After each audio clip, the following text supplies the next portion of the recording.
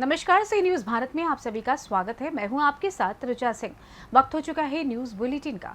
इस बुलेटिन में बात होगी अयोध्या की, जहां मिल्कीपुर में भाई ने की भाई की हत्या। आगे चर्चा होगी भागलपुर की, जहां जाति आधारित जनगणना को लेकर जदयू कार्यकर्ताओं ने मिठाई खिलाकर किया खुशियों का इजहार। और रायबरेली के हरचंदपुर में चारागाह की जमीन पर ग्राम प्रधान ने किया अवैध निर्माण। और भी तमाम खबरों पर आइए करते हैं विस्तार से चर्चा। खबर अयोध्या से है, जहां मिल्कीपुर में 38 वर्षीय युवक की पीट कर हत्या कर दी गई।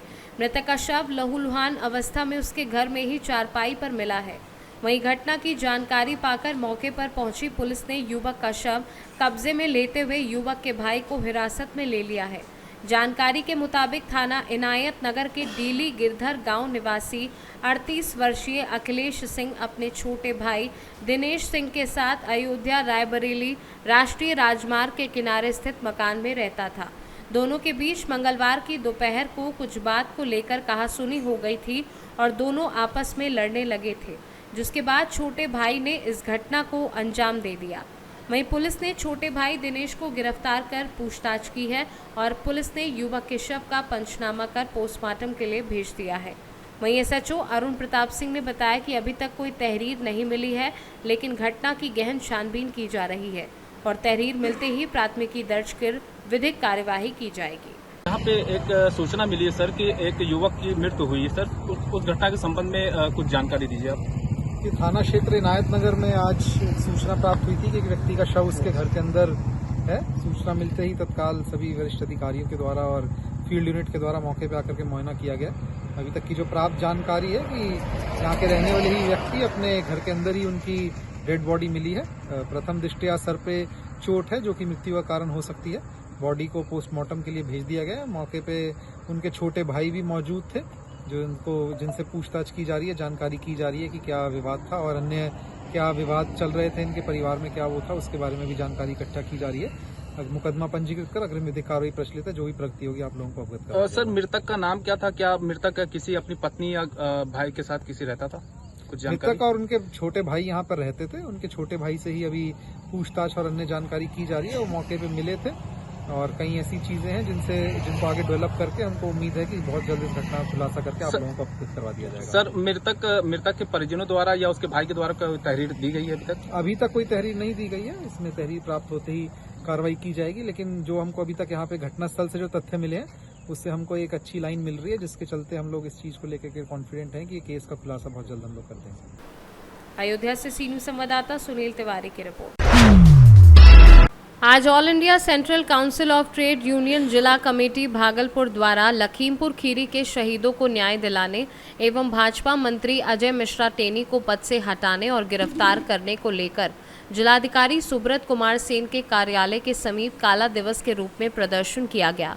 वहीं सभी प्रदर्शनकारी कार्यकर्ताओं ने जमकर केंद्र सरकार के खिलाफ नारेबाजी करते दिखे।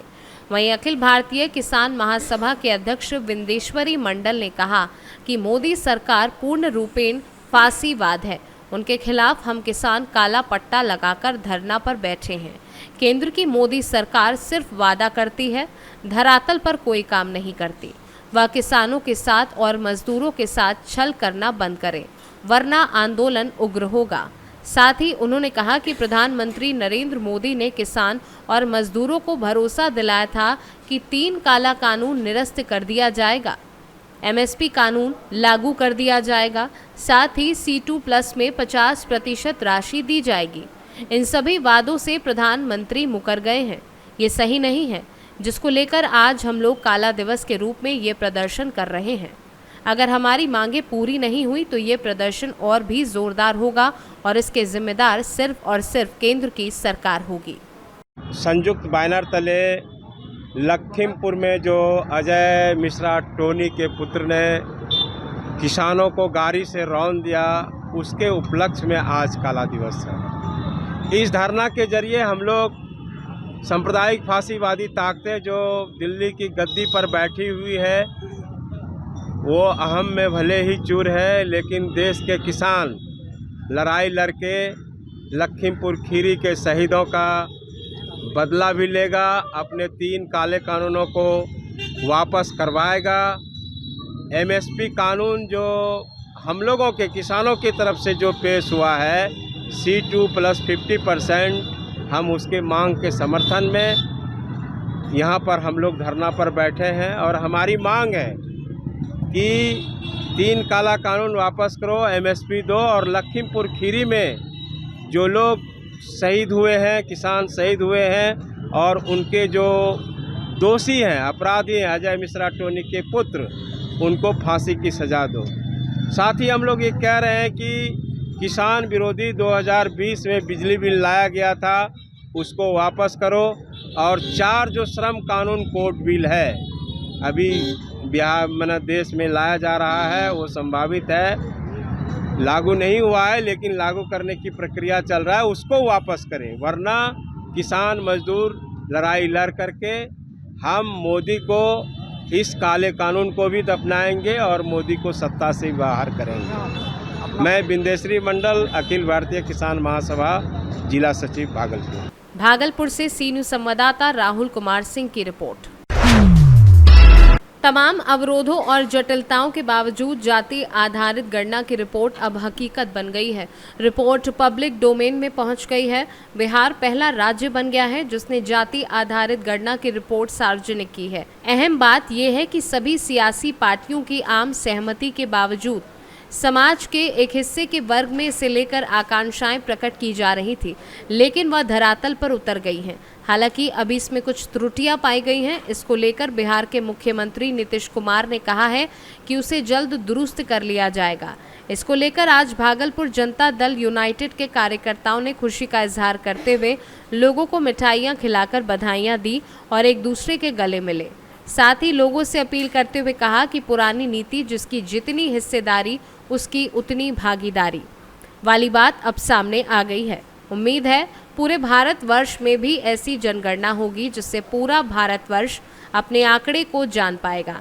जाति आधारित जनगणना को लेकर दर्जनों कार्यकर्ता मौजूद थे। कल राष्ट्रपिता महात्मा गांधी जी का जन्मदिन था। उसी के शुभ अवसर पर हमारे माननीय मुख्यमंत्री नीतीश कुमार जी के प्रयास से जनगणना का कार्य पूरा हुआ। पूरा जनगणना में लगे कर्मियों ने कल ही उन्हें प्रकाशित किया, आंकड़ा प्रस्तुत किया। अब यह एक ऐतिहासिक कदम है। पूरे भारत में बिहार ही ऐसा एक राज्य है जिन्होंने जाति गणना कराकर ऐतिहासिक काम किया है और यह बिहार वासियों के लिए बहुत खुशी की बात है। पूरा बिहार वासी खुशी में है। आज क्या किया आप लोग? आज हम लोग इसी खुशी में माननीय मुख्यमंत्री का जो कार्य पूरा हुआ, जो उन्होंने वादा किया था हम लोगों के साथ में, बिहार जनता के साथ में, जनगणना का कार्य में कराऊंगा, जाति गणना का कार्य में कराऊंगा और करके दिखा दिया।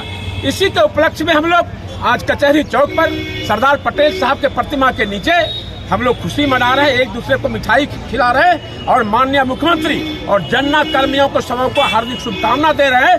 आपने ऐतिहासिक। मेरा विपिन बिहारी सिंह, जिला अध्यक्ष जनता दल यूनाइटेड भागलपुर। माननीय जिला अध्यक्ष जनता दल विपिन बिहारी सिंह साहब के नेतृत्व में हम लोग कचहरी चौक, जहाँ पे हमारे सरदार वल्लभ भाई पटेल जी की प्रतिमा है और इस चौक को पटेल चौक भी कहते हैं, इसी चौक पे जाति जनगणना का जो आंकड़ा पूरा प्रकाशित किया है बिहार सरकार के माननीय मुख्यमंत्री, हम लोग के पार्टी के सर्वमान्य नेता नीतीश कुमार जी के द्वारा जो कल प्रकाशित हुआ है, उसी के खुशी में, उसी के उत्साह को बांटने के लिए हम लोग जिला जनता दल की ओर से मिठाई बांट कर एक दूसरे को खिला रहे हैं और भागलपुर शहर वासियों को भी मिठाई खिलाकर ये उत्साह हम अपना मना रहे हैं कि हम लोग आज बहुत खुश हैं।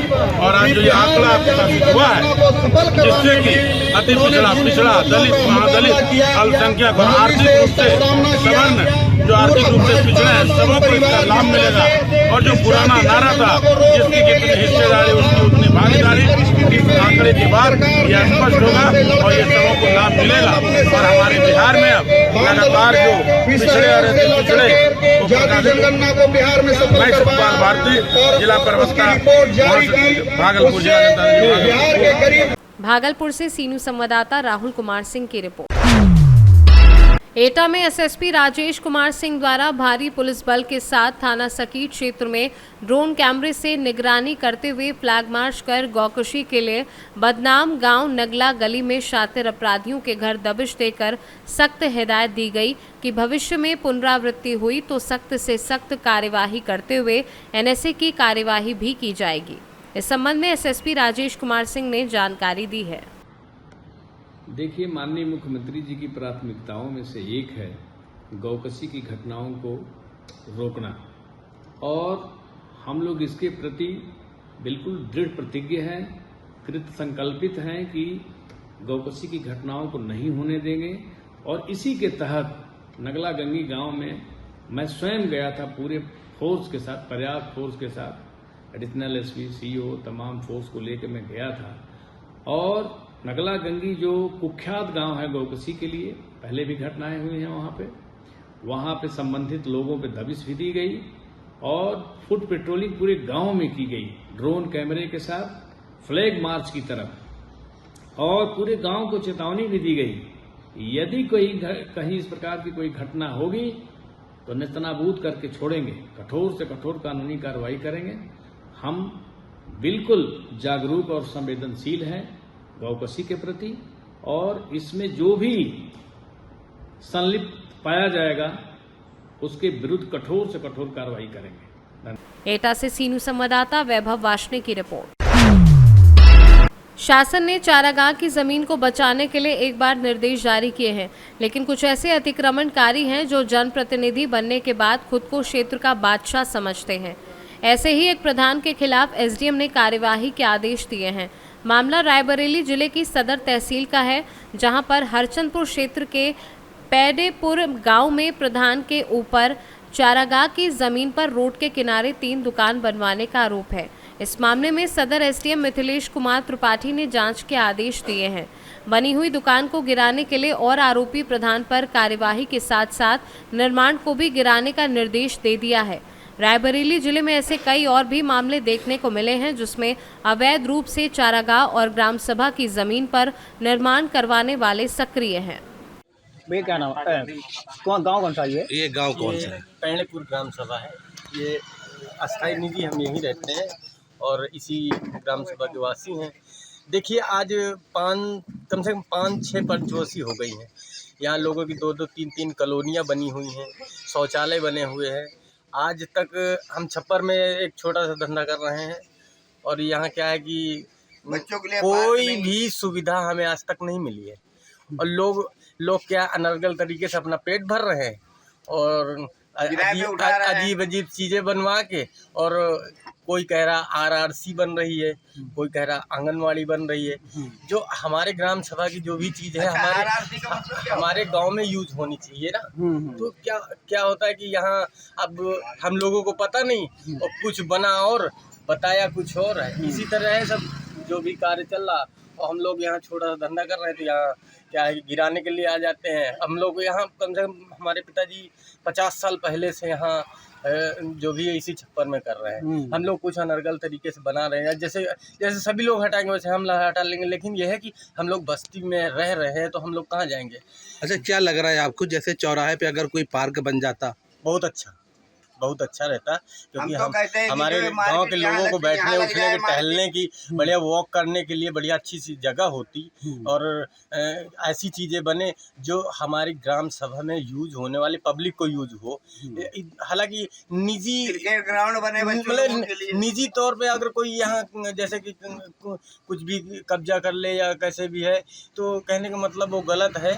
और हमारा कहने का मतलब ये है कि जैसे इतनी पब्लिक बसी हुई है, हाँ हालांकि यहाँ जैसे कि चौराहे में है, अब इतनी पब्लिक जाएगी कहाँ। तो इसका भी सरकार को सोचना चाहिए क्या करे इस पब्लिक को। भाई अनर्गल तरीके से अगर इसको उठा के फेंक देंगे तो वो भी नहीं सही है ना। सही। तो इस करके जो भी है हमारे गांव में जैसे कि कमियां हैं, एक तो पार्क नहीं है सबसे मेन, और एक कहने का मतलब शमशान घाट पक्का होना चाहिए। लगभग 2 होने चाहिए, एक इस छोर में और एक उस छोर में। हालांकि बरसात में बड़ी दिक्कत होती है लक्कड़ की, सूखे बालन की, तो इस करके वहाँ सुविधाएं होनी चाहिए।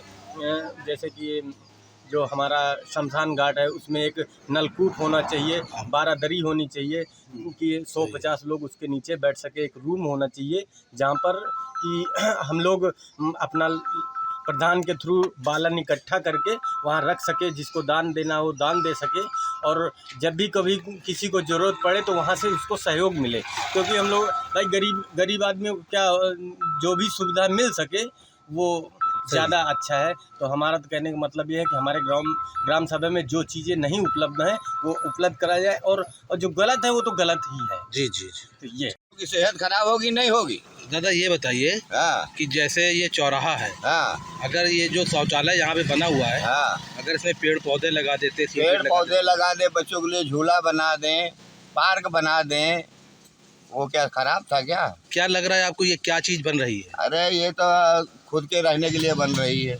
अच्छा, अभी इन्होंने बताया नहीं, खुलासा नहीं किया? खुलासा नहीं किया, खुलासा करे तो मालूम पड़े। आंगनवाड़ी खुलासा कर रहे हैं।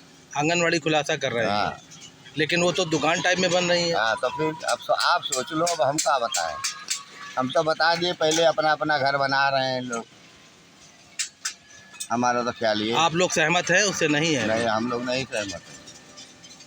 हम लोग सहमत हो, हमारे लिए भी बनावे तो हम सहमत रहेंगे, हमारे लिए भी बनावे। वहाँ का प्रधान जो है चारागाह की ज़मीन पर अवैध मकान या दुकान बनवा रहा है और काफ़ी पिल्लर भी उठ चुके हैं, दीवार उठ चुकी है। इस पर आप कोई कार्रवाई नहीं? ये तथ्य जब जानकारी में आई तो मेरे द्वारा पुलिस और राजस्व टीम भेज करके उसकी नापी कराई गई।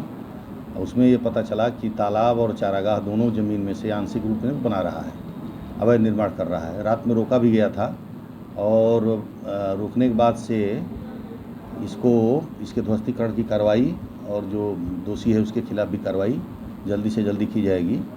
और ये भी देखा जाएगा कि गांव में अन्य भी ज़मीनों पर क्या अवैध कब्जे हैं, उसमें भी नियमानुसार कार्रवाई की जाएगी। तो ध्वस्तीकरण की प्रक्रिया चलती है, तो प्रक्रिया फॉलो करने के बाद ही हम कुछ कर सकते हैं। रायबरेली से सीनू संवाददाता इंद्रेश राय की रिपोर्ट। बिहार के औरंगाबाद के सर्किट हाउस में राष्ट्रीय अनुसूचित आयोग के पूर्व सदस्य भाजपा के प्रदेश प्रवक्ता योगेंद्र पासवान ने पत्रकार से बातचीत के दौरान बहुत सारी बातें बताईं। साथ ही उन्होंने 5 अक्टूबर को पटना के गांधी मैदान में भाजपा के राष्ट्रीय अध्यक्ष जेपी नड्डा के आगमन पर भाजपा के शिखर पुरुष कैलाशपति मिश्रा के जयंती पर कार्यक्रम में मुख्य अतिथि के रूप में भाग लेने, साथ ही कार्यक्रम को संबोधित करने की बात कही। आइए जानते हैं क्या कुछ बातचीत के दौरान उन्होंने बताया। देखिए, आज तो मैं आप लोगों से मिलने के लिए आया हूँ भारतीय जनता पार्टी के भीष्म पितामह दधीची, जिनको कहा जाता है आदरणीय कैलाशपति मिश्र जी, जिनका 100वां जन्म शताब्दी समारोह भारतीय जनता पार्टी 5 अक्टूबर को बापू सभागार पटना में आयोजित किया है। उस कार्यक्रम में भारतीय जनता पार्टी के राष्ट्रीय अध्यक्ष जेपी नड्डा जी आ रहे हैं। तो हम आज आए हैं औरंगाबाद में, औरंगाबाद के लोगों से आह्वान करने के लिए, उनको आमंत्रण देने के लिए कि 5 अक्टूबर को अपने भारतीय जनता पार्टी के नींव को रखने वाले संस्थापक सदस्यों में से एक कैलाशपति मिश्र जी थे। उनके जन्म शताब्दी समारोह में आप सब लोग पटना पहुंचे। क्या कुछ संदेश रहेगा इनके जन्म दिवस वाला कार्यक्रम में? देखिए, 2016 में नरेंद्र मोदी जी जैसे ही 2014 में उनकी सरकार बनी, तो नरेंद्र मोदी जी ने सबसे पहले कैलाश जी को के विचारधारा को अपनाते हुए उनके नाम पर भारतीय डाक टिकट जारी करने का काम किया। आज भारतीय जनता पार्टी जिस स्थिति में पहुंच गई है और महागठबंधन भी एक ओर तैयार है, तो दोनों जो पार्टियां हैं, दोनों की पार्टियां जो है, दोनों की गतिविधियों को कैसे देखते हैं आप? देखिए, नरेंद्र मोदी जी के सामने महागठबंधन कुछ है ही नहीं। उनके सामने कोई विरोधी टिकेगा ही नहीं, क्योंकि नरेंद्र मोदी जी ने देश के लिए इतना काम किया है। उनके काम के सामने महागठबंधन धराशायी हो जाएगा। उनके विकास के नाम पर भारत की जनता नरेंद्र मोदी जी के साथ है। अभी जातिगत समीकरण का जो है आंकड़ा अभी पेश हुआ है, और इसको लेकर के क्या कुछ मंशा सरकार को हो, और जो यहाँ पर जातिगत जनगणना के द्वारा जो कुछ प्रचारित किया जा रहा है, वो दोनों चीज़ों को कैसे देखते हैं? देखिए, आज तो उस विषय पर हम बोलने के लिए नहीं आए हैं, लेकिन इतना जरूर हम कह सकते हैं कि बिहार सरकार ने आधा अधूरा गन्ना पेश किया है, लोगों को दिग्भ्रमित करने का काम किया है, जातीय विद्वेष फैलाने के ख्याल से आधा अधूरा गन्ना उसने किया है। आर्थिक और सामाजिक गन्ना का जब तक बिहार सरकार का रिपोर्ट सार्वजनिक नहीं होता है, तब तक हम लोग इंतजार करेंगे वो आर्थिक और सामाजिक गन्ना का रिपोर्ट वो जारी करे कि आज भी बिहार में कमजोर वर्ग के लोग, अनुसूचित जाति, जनजाति, पिछड़ा वर्ग के लोग, सामान्य वर्ग में भी जो अति गरीब हैं, उन लोगों का आर्थिक सर्वेक्षण जब उसने कराया है तो उसके लिए विकास की योजना निर्धारित होनी चाहिए, जिसका कोई डाटा और खाका बिहार सरकार ने जारी नहीं किया है। हम उसके आर्थिक और सामाजिक गणना का इंतजार कर रहे हैं। आज विकास की जो गति जिस स्थिति में है और देश लगातार जो है विकास की बात करता है और लगातार लोग जाति की बातें में कभी उलझ के रह जाते हैं, कभी किसी धर्म के बातों में रह जाते हैं, तो ये राजनीति को किस ओर ले जा रहा है?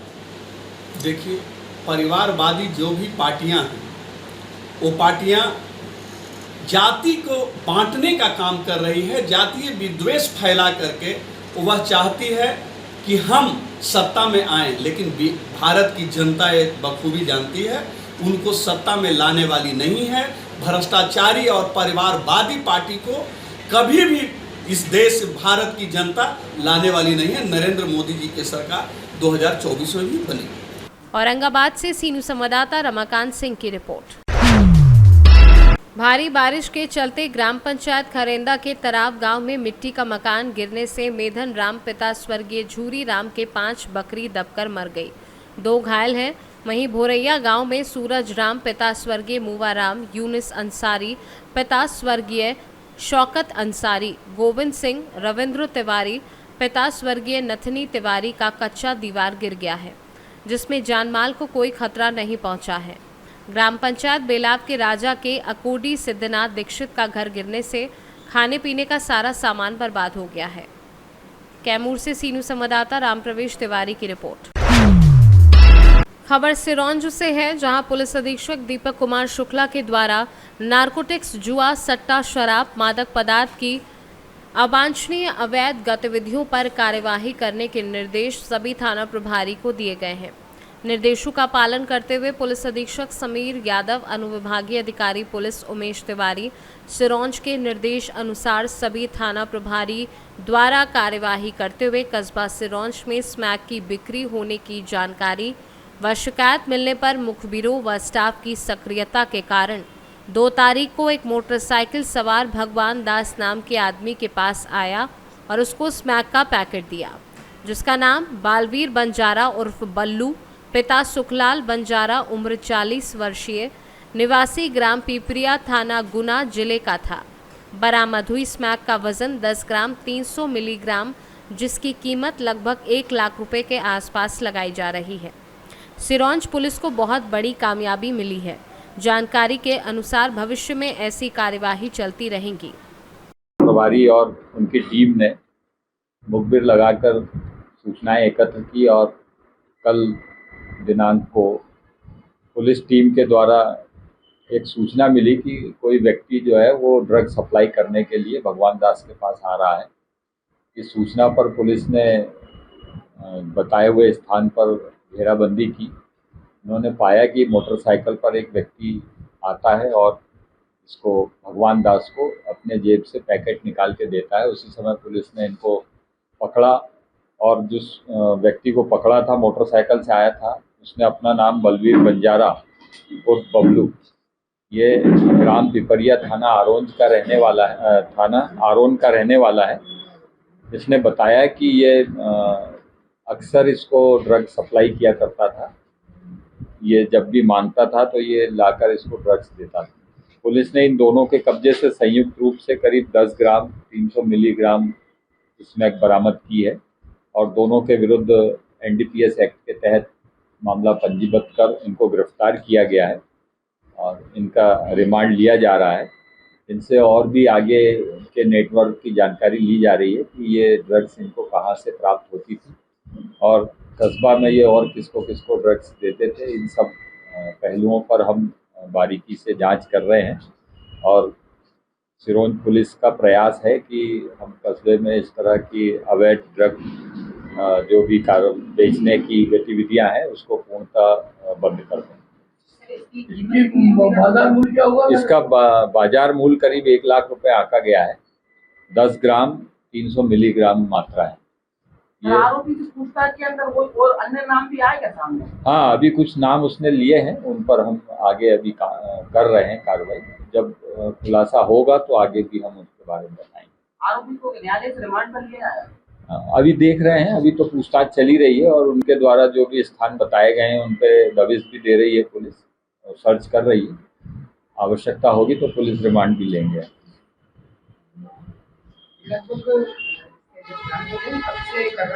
हाँ, ये जो भगवान दास है इसने पूछताछ में बताया है कि ये काफी वर्षों से इस गतिविधि में लिप्त है और पूर्व में इसके ऊपर 4 बार NDPS के मामले इसी थाने में दर्ज हैं। ये 5वीं कार्रवाई इसके खिलाफ हुई है। इससे मतलब ये सामने आ रहा है कि करीब 10-12 सालों से लगातार ये इस गतिविधियों में लिप्त और कस्बे में ये जानकारी मिल ही रही थी। जो लोग मतलब नशे का आदी हो गए हैं, वो विभिन्न प्रकार की आपराधिक गतिविधियों में संलिप्त हैं, जब कभी पकड़े जाते हैं उनसे जब जानकारी ली गई है तो उन्होंने अक्सर इसी का नाम लिया है कि ये व्यक्ति ही उनको उपलब्ध कराया करता है। लेकिन पुलिस मौके की तलाश में थी, काफ़ी उसके ऊपर निगाह रखे हुए थे और हम लोग जब पुख्ता जानकारी मिली हमको कि अब इसके पास अच्छी मात्रा में ड्रग्स आने वाली है तो पुलिस ने कार्रवाई की। सिरौंज से कैमरा पर्सन देवेंद्र कर्मी के साथ चंद्रेश सैनी की रिपोर्ट। धनगटा थाना क्षेत्र के शनिचरा बाजार चौराहे के व्यापारियों के हो रहे उत्पीड़न को लेकर व्यापारी नेता और पुलिस संवाद स्थापित किया गया। इस कार्यक्रम के मुख्य अतिथि अपर पुलिस अधीक्षक संतोष रहे तो विशिष्ट अतिथि क्षेत्राधिकार धनगटा ब्रजेश सिंह रहे। लगभग 1.5 घंटे के चले संवाद में स्थानीय व्यापारी नेताओं ने अपनी अपनी समस्या कही। प्रांतीय वरिष्ठ उपाध्यक्ष बैनर्जी लाल अग्ररी ने कहा कि जब पुलिस प्रशासन के लोगों से संपर्क किया जाता है तो वह फोन उठाते हैं तो व्यापारियों की आधी समस्या तत्काल समाप्त हो जाती है। इस कार्यक्रम में जिलाध्यक्ष कपीश चंद्र अग्ररी, सत्य प्रकाश सिंह, उत्तम, श्रीचंद, तमाम स्थानीय नेता उपस्थित रहे। संत कबीरनगर से सी न्यूज संवाददाता रमेश चंद की रिपोर्ट। सुल्तानपुर जनपद के लंबुआ तहसील क्षेत्र घरवासपुर गांव में मिलादुन्नबी के मौके पर अंजुमन व अखाड़े का इनामी मुकाबला संपन्न हुआ, जिसकी सरपरस्ती हजरत अल्लामा मौलाना सैयद मेराज अशरफी जायज़ व सदारत मौलाना मोहम्मद इब्राहिम अशरफी एवं निज़ामत हाफिज रोशन व मौलाना गुलजार मिसबाही ने की, जिसमें जिले भर की दर्जनों अंजुमन व अखाड़े की टीमों ने प्रतिभाग किया। इस कार्यक्रम के आयोजन में मौलाना उस्मान मिसबाही एवं मुख्य अतिथि के तौर पर लंबुआ नगर पंचायत अध्यक्ष अवनीश सिंह उर्फ अंगद रहे। आयोजक मौलाना मोहम्मद उस्मान मिसबाही ने प्रशासनिक अधिकारी, पत्रकार व समाज सेवी उल्मा को प्रशस्ति पत्र शॉल देकर सम्मानित भी किया एवं फर्स्ट आने वाली अंजुमन अशरफुल अंबिया सोनबरसा सुल्तानपुर को प्रथम इनाम साइकिल व 1112 रुपये, द्वितीय आने वाली अंजुमन गुलामाने रज़ा बहादुरपुर को एक साइकिल 1111 रुपये, थर्ड आने वाली अंजुमन आशिके रसूल झलियावा को एक साइकिल 786 नकद और बाकी अंजुमनों को एजाजी इनाम से नवाजा गया। अखाड़े में फर्स्ट आने वाली टीम जवाहिर उस्ताद पार्किंगगंज सुल्तानपुर को एक साइकिल 1112 रुपये, सेकेंड इनाम अखाड़ा आहूपुर को एक साइकिल 1111 रुपये, थर्ड इनाम अकरम हुसैन पियाजू उस्ताद लंबुआ को एक साइकिल 786 रुपये नकद, बाकी अखाड़े को एजाजी इनाम से नवाजा गया। मौलाना मोहम्मद हुसैन ने मुल्क में अमन चैन की दुआ की। कार्यक्रम में मुख्य रूप से मौलाना ओबेदुल्ला हाफिज, इजहार मौलाना अब्दुल मोइद हाफिज, मुश्ताक हाफिज, नफीस सिराजुद्दीन अंसारी, अब्दुल कुद्दूस, अब्दुल कयूम, आबिद अली, फौजी, मोहम्मद इस्माइल, अलाउद्दीन, जलालुद्दीन, अब्दुल सत्तार, हबीबुल्ला, राइन, राहत अली शाह, नन्हे अंसारी, मास्टर, राकी सिंह, यशवंत राव, दीपक सिंह, मुन्ना पांडे, ब्रजेश रावत, काशी रावत, सूर्यभान यादव, पुलिस रईस आदिल, साहिल, समीर, हाफिज, नौशाद, अमीर, कौसर, महशर, शाहिद अंसारी आदि मौजूद रहे। सुल्तानपुर से सी न्यूज़ संवाददाता वाजिद हुसैन की रिपोर्ट। फिलहाल न्यूज़ बुलेटिन में बस इतना ही। देश दुनिया की तमाम खबरों की जानकारी के लिए आप देखते रहें सी न्यूज़ भारत। हर खबर आपके साथ, आपके हाथ।